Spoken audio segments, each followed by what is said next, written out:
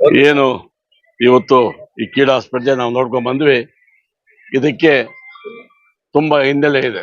ಪರಂಪರೆ ಅಂದ್ರೆ before independence start ಮಾಡಿದ್ದು ನಮ್ಮ ಪರಿಮಾಣ ರಾಮಣ್ಣವರು, ದಿವಂಗತ ರಾಮಣ್ಣವರು ಅದನ್ನ ಸ್ಟಾರ್ಟ್ ಮಾಡಿ ಸುಮಾರು 1000 ಜನ ಪರಿಮಾಣ ಮಾಡಿರುವಂತ ಕೀರ್ತಿ ನಮ್ಮ ದಿವಂಗತ ರಾಮಣ್ಣವ್ರು ಸಿಗುತ್ತೆ.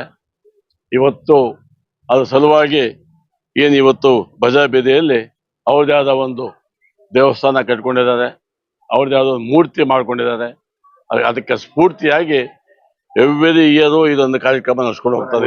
ಇದೇ ಮೈದಾನದಲ್ಲೇ, ಈ ಮೈದಾನದಲ್ಲಿ ನಡುವಂತ ಇಲ್ಲಿ ಒಂದೇ ಒಂದು ಹೇಳ್ಬೇಕಪ್ಪ ಅಂದ್ರೆ, ಇಲ್ಲಿ ನಾವು ಏನ್ ನೋಡ್ತೀವಿ ಇದರಲ್ಲಿ ಯಾವುದೇ ಜಾತಿ ಇಲ್ಲ, ಯಾವುದೇ ಇದು ಇಲ್ಲ, ಓನ್ಲಿ ಪೈಲ್ಮಾನ್ಗಿರಿ ಮಾತು ಇಡ್ತಾರೆ.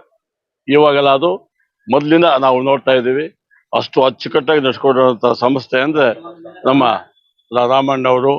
ಇವತ್ತು ಅವ್ರ ಶಿಷ್ಯರು, ಕುಟುಂಬದವರೆಲ್ಲ ಇದ್ರು. ಮೊದಲು ರಾಮ್ ಪ್ರಸಾದ್ ಎಲ್ಲ ಕಂಪ್ಲೀಟ್ ಆಗಿದ್ರು, ರಾಮ್ಕುಮಾರ್ ಎಲ್ಲ ಇದ್ರು. ಇವಾಗ ಪೈಲ್ಮಾನ್ ಕೃಷ್ಣಪ್ಪನವರನ್ನ ಆ ಸ್ಥಾನಕ್ಕೆ ಬಿಟ್ಟುಕೊಟ್ಟಿದ್ದಾರೆ.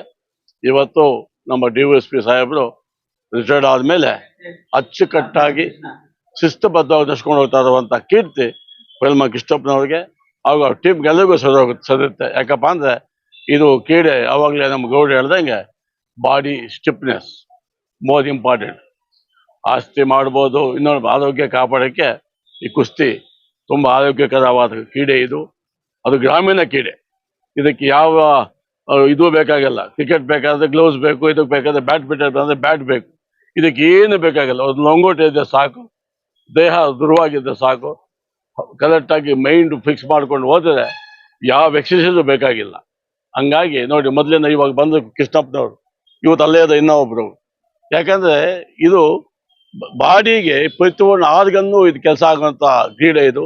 ಇದನ್ನ ನಮ್ಮ ಎಸ್ಪೆಷಲಿ ನಮ್ಮ ಹುಡುಗರು ಉಳಿಸ್ಕೊಂಡು ಬೆಳೆಸ್ಕೊಂಡು ಹೋಗ್ಬೇಕಂತ ತಮ್ಮ ಮುಖಾಂತರ ನಾನು ಅವ್ರಿಗೆ ಮನವಿ ಮಾಡ್ತಾ ಇದ್ದೀನಿ.